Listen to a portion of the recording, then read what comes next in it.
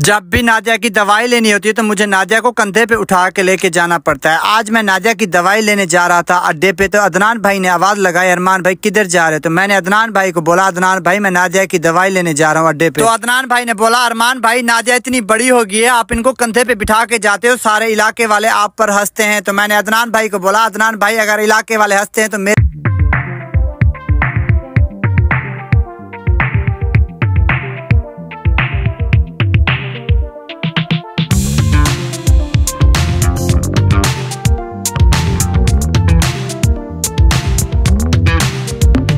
आज के दौर में गरीब का दुख कोई नहीं समझता। मैं भी चाहती हूँ अच्छे कपड़े पहनूं और मैं अपनी जिंदगी खुशी से गुजारूं, पर हर दिन भूख और मजबूरी मेरे सपने तोड़ देती है। जब मैं गोबर की थापियां भट्ठल में डाल दी थी तो कायनात जल जाएंगे। आप इतना परेशान ना हुआ करो, अल्लाह पाक एक ना एक दिन आपके रास्ते आसान कर देगा, क्योंकि अल्लाह पाक आप जैसे लोगों की जरूर सुनता है। और आज मैं आप लोगों से एक छोटी सी गुजारिश शेयर करना चाहती हूँ। अगर आप लोगों के इलाके में कोई ऐसा शख्स है तो जो तन्हा, बेहाल या परेशान नजर आता हो और बुजुर्ग या बेघर या गरीब खानदान, खुदा रहा 1 घंटा निकाल कर उन लोगों से मुलाकात कर ली। मैं माजूर होके आप लोगों के पास एक मैसेज पहुंचा रही हूं। तो कमेंट करें, हम मिलकर एक छोटी टीम बना सकते हैं। हमारे चैनल को लाइक, सब्सक्राइब और शेयर करना ना भूलें।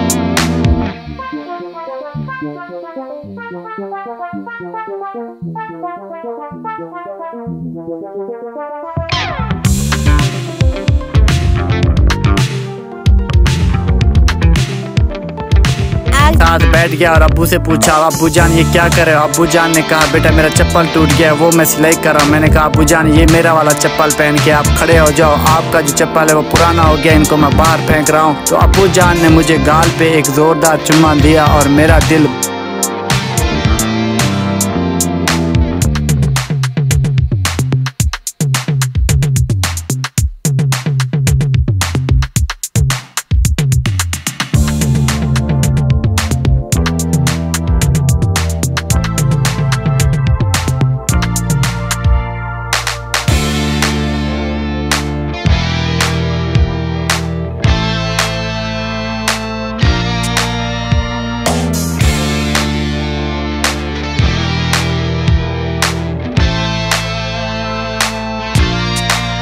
जब भी नादिया की दवाई लेनी होती है तो मुझे नादिया को कंधे पे उठा के लेके जाना पड़ता है। आज मैं नादिया की दवाई लेने जा रहा था अड्डे पे, तो अदनान भाई ने आवाज़ लगाई, अरमान भाई किधर जा रहे? तो मैंने अदनान भाई को बोला, अदनान भाई मैं नादिया की दवाई लेने जा रहा हूँ अड्डे पे। तो अदनान भाई ने बोला, अरमान भाई नादिया इतनी बड़ी हो गई है, आप इनको कंधे पे बिठा के जाते हो, सारे इलाके वाले आप पर हंसते हैं। तो मैंने अदनान भाई को बोला, अदनान भाई अगर इलाके वाले हंसते हैं तो मेरे ऊपर हंसते हैं, आप चुप करके बैठे रहो, नादिया मेरी बहन है, नादिया को खुशियाँ देना मेरा हक बनता है। तो अदनान भाई ने नादिया को कहा, नादिया तुम तो कुछ शर्म करो, बड़े भाई के कंधे पे बैठती हो, आपको अच्छा लगता है क्या? नादिया ने कहा, अदनान भाई, अरमान भाई मेरा बड़ा भाई है, अगर मुझे कंधे पे उठा के कहीं लेके जाता है तो आपको क्या है? फिर अदनान भाई ने नादिया को कहा, नादिया तुम तो मुझे पागल लगती हो। तो मैंने अदनान भाई को बोला, अदनान भाई तुम चुप करके बैठ जाओ, मैं नादिया को लेके जा रहा हूँ तो अपनी खुशी से लेके जा रहा हूँ। ये अब यहाँ से उठ के चारपाई पे बैठो, जितने भी कपड़े हैं मैं खुद धो लूंगा। तो मैंने सारे कपड़े उठा के मैं खड्डे की तरफ ले गया और सारे कपड़ों को मैंने खड्डे में डाल दिया और अम्मी जान को बोला, अम्मी जान इस खड्डे में सरफ डाल के डंडा घुमाए, जिसके भी कपड़े हैं सारे। अम्मी जान के साथ बैठ गया और अब्बू को कहा, अब्बू जान आप बस कर दे, मैं अम्मी के बाजू दबाता हूँ। तो मैंने अम्मी के खूब बाजू दबाया और अम्मी जान को कहा, अम्मी जान जो भी काम होता है हमें बताया करें, हमारे अब्बू को ना कहा करें, जो भी माँ। आज मैं काम से जल्दी घर आ गया तो मैंने देखा अम्मी जान कपड़े धो रही है। तो मैंने अम्मी से पूछा, अम्मी जान ये किसके कपड़े धो रही है? तो अम्मी जान ने कहा, बेटा पहले आप ऐसा करो, चारपाई पे बैठो, मुझे ये बताओ आपने पानी पीना है? तो मैंने अम्मी जान को बोला, अम्मी जान मैंने पानी नहीं पीना। खुश हुआ कायनात आप ही मुझे कंधे पे बिठा कर ले गए बाहर घुमाने के लिए। और मेरी आप सबसे रिक्वेस्ट है, अगर आप लोगों के आसपास मजबूर, लाचार या माजूर रहता है उसका खास ख्याल रखा करें और मेरे चैनल को लाइक, सब्सक्राइब जरूर करें। आज जब मैं भैंस का घास करके घर आया तो मैंने भैंस का घास जैसे ही नीचे रखा, मेरी नजर अम्मी और अब्बू पर पड़ी। अब्बू जान अम्मी के हाथ पैर दबा रहा था। मैंने अब्बू जान को आवाज लगाई, अब्बू जान ने मुझे जवाब दिया, जी बेटा। मैंने अब्बू जान से पूछा, अब्बू जान ये क्या करे? अब्बू जान ने कहा, बेटा आपकी अम्मी की तबीयत खराब है, उनके हाथ पैर दबा रहा हूँ। तो मैंने अब्बू जान को बोला, अब्बू जान सारे बच्चे आपके सामने बैठे होते, आप ऐसा ना किया करो। तो अब्बू जान ने बोला, बेटा औरत और मर्द का हक बराबर होता है, अगर मैं आपकी अम्मी की खिदमत कर रहा हूँ तो कुछ गलत नहीं कर रहा। तो मैंने अब्बू जान को बोला, अब्बू जान आप बस कर दे, मैं आके अम्मी के हाथ पैर दबाता हूँ। तो अम्मी जान ने कहा बेटा आप थके हुए हैं, आप जाके 5-10 मिनट रेस्ट करें, मेरा भी काम करने का टाइम हो गया, मैं भी उठती हूँ। तो मैंने अम्मी जान को कहा नहीं अम्मी जान आप बैठे। तो मैं चला गया अम्मी जान के पास हाथ पैर दबाने। तो अम्मी जान सो रही थी, तो मैं जाके अम्मी जान के साथ बैठ गया और अब्बू को कहा अब्बू जान आप बस कर दे, मैं अम्मी के बाजू दबाता हूँ। तो मैंने अम्मी के खूब बाजू दबाया और अम्मी जान को कहा अम्मी जान जो भी काम होता है हमें बताया करें। हमारे अब्बू आज मेरा दिल बहुत उदास था। मैंने अपने रब को शिकायत लगाई, यार रब सब तो अपने पाँव पे चल रहे, आपने मुझे ऐसा क्यों बनाया। मैंने इधर उधर देखा तो सब अपने कामों में लगे हुए थे और मैंने कायनात आपी को बुलाया, कायनात आपी आप 1 मिनट इधर आओ मेरी बात सुनो। तो कहना आज मैं काम से जल्दी घर आ गया तो मैंने देखा अम्मी जान कपड़े धो रही है। तो मैंने अम्मी से पूछा अम्मी जान ये किसके कपड़े धो रही है। तो अम्मी जान ने कहा बेटा पहले आप ऐसा करो चारपाई पे बैठो, मुझे ये बताओ आपने पानी पीना है। तो मैंने अम्मी जान को बोला अम्मी जान मैंने पानी नहीं पीना, मुझे ये बताओ मैंने आपको काम से मना किया था, आप काम क्यों कर रही है। अब यहाँ से उठ के चारपाई पे बैठो, जितने भी कपड़े हैं मैं खुद धो लूंगा। तो मैंने सारे कपड़े उठा के मैं खड्डे की तरफ ले गया और सारे कपड़ों को मैंने खड्डे में डाल दिया और अम्मी जान को बोला अम्मी जान इस खड्डे में सरफ डाल के डंडा घुमाए, जिसके भी कपड़े हैं सारे के सारे अपने आप धुल जाएंगे। तो अम्मी जान चुप करके बैठी रही। मैंने अम्मी जान को कहा अम्मी जान आज के बाद जो भी घर का काम करना है आपने नहीं करना। अम्मी जान ने कहा ठीक है बेटा, माँ बाप का ऐसा ही ख्याल रखा करो, हक बनता है। अम्मी जान चुप करके बैठी रही। मैंने अम्मी जान को कहा अम्मी जान आज के बाद जो भी घर का काम करना है आपने नहीं करना। अम्मी जान ने कहा ठीक है बेटा, माँ बाप का ऐसा ही ख्याल रखा करो, हक बनता है। कंधे पे बैठ गई और मैंने नादिया को बोला नादिया आप माजूर हो, घर बैठ के ऐसे शरारतें नहीं किया करो, अगर आपके जख्म खराब हो गए तो फिर हमें परेशानी होगी। तो नादिया ने कहा भाई आज के बाद ऐसी शरारतें नहीं करूँगी।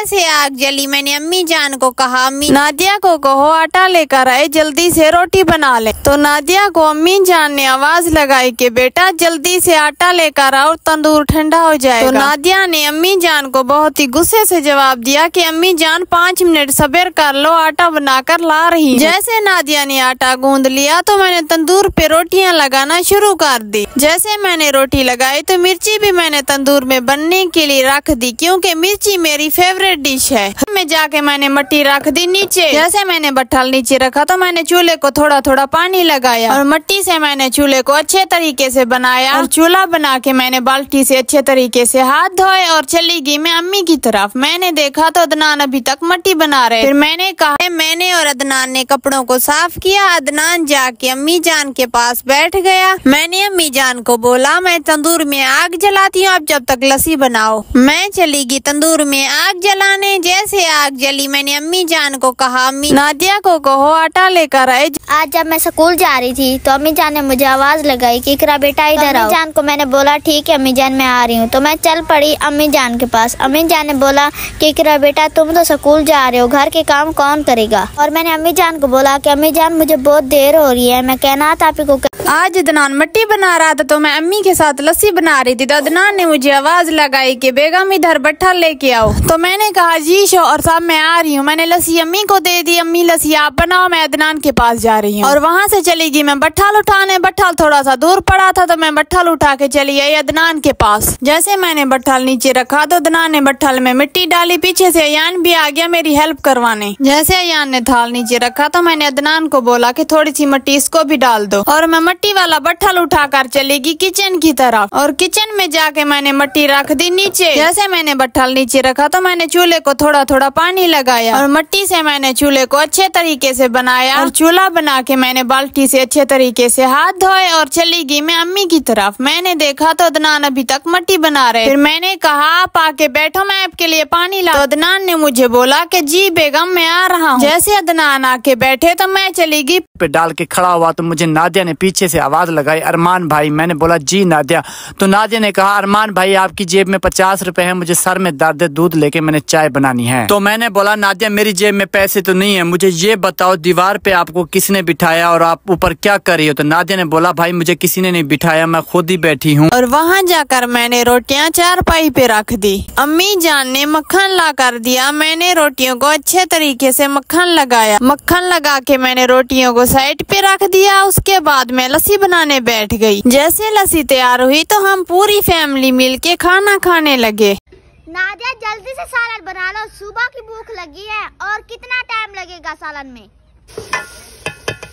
अच्छा तुम्हें भूख लगी है, आके खुद बनाओ सालन। इतनी गर्मी है, मैं नहीं बनाती सालन, मैं तो जा रही हूँ।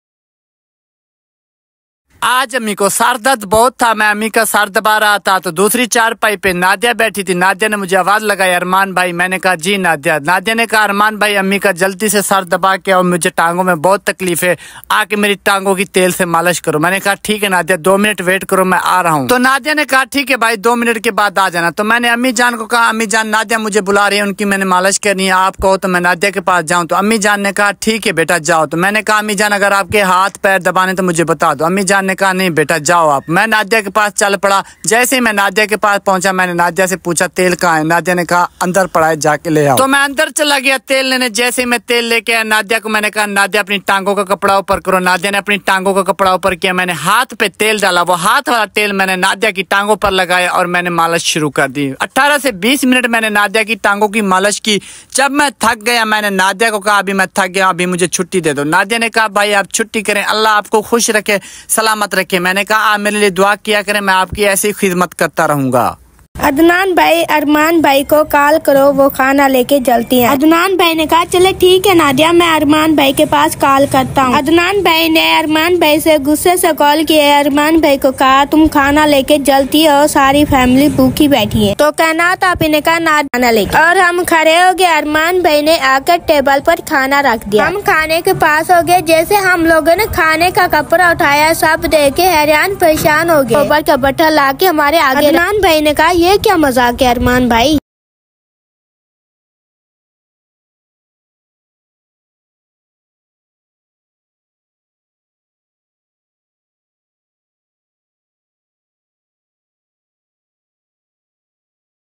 नादिया मुझे ये बताओ भैंस को इंग्लिश में क्या कहते हैं? अम्मी जान इतनी उम्र होगी आपकी, आपको ये भी नहीं पता भैंस को इंग्लिश में क्या कहते हैं? भैंस को इंग्लिश में कहते हैं गाय। ओ भाई मारो मुझे, मुझे मारो। इकरा तुम सामान इकट्ठा कर लो, मैं सालन आके बनाती हूँ। नादिया बड़ी आप हो या मैं हूँ, सालन आपको बनाना चाहिए। इकरा बेटा मेरे लिए नाश्ता लगाओ, मैं काम पे जा रहा हूँ।